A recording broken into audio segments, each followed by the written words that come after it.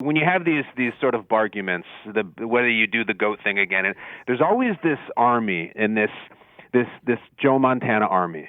And I totally respect it. I was Joe Montana for Halloween when I was in 6th grade. I loved him. I loved everything about him. And, you know, their ammunition is potent. They say, look, Joe never lost the Super Bowl.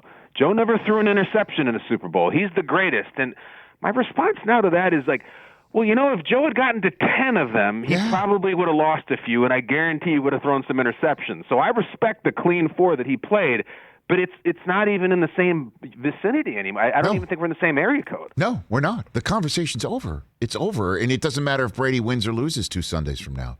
And if he does win, then he does put more distance between him and Mahomes, who we assume is going to come the closest because he's not only that talented, he's got the coach that's not going anywhere. And he's got some of his weapons that aren't going anywhere. They're signed and locked.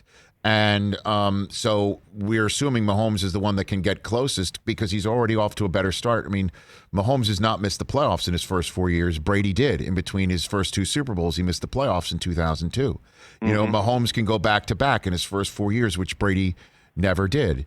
And Mahomes is more, you know, he's you could say he's more athletically gifted, which is something I think even Brady in his heart of hearts, you know, on sodium pentothal hooked up to that with nobody else around might actually even admit, you know. And so that's part of this, that years from now, we're assuming we're not going to see it again next year because we could. But years from now, like 10, 15 years from now, when God bless it, we're all, knock on wood, talking about a Super Bowl 70. Remember that time when Brady and Mahomes played each other. You know, I mean, that's, you know, that's what's at stake. That's what's in front of us, and it is pretty cool. It really is, Kyle. It's really cool. I think we got it right too. You know, this Final Four had a feeling of 4 1 seeds in the NCAA tournament. Like we got the 4 best teams, and I think we got the best 2 teams. I mean, I think the Packers would have gotten destroyed by the Mahomes offense.